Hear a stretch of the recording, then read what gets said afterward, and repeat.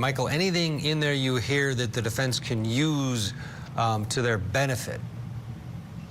That conversation was very bizarre. Look, people don't understand how difficult an insanity defense is. I had a client who was facing attempted murder. We pled the insanity defense. This client had a long history of mental health issues, medication, inpatient, right? And what you understand is that the state of the law in our country is very against people leveling an insanity defense. And her defense counsel aren't even leveling an insanity defense. They're saying it was temporary insanity, which is even more difficult, right? Because you have to convince a jury, first, that insanity even applies, and second, that she had a temporary moment of insanity.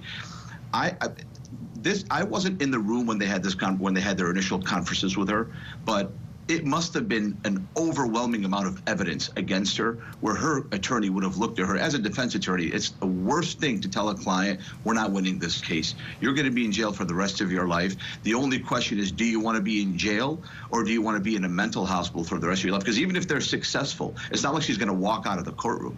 She's going to be in hospitals for the rest of her life, and then she's going to go to jail. So that conversation was bizarre.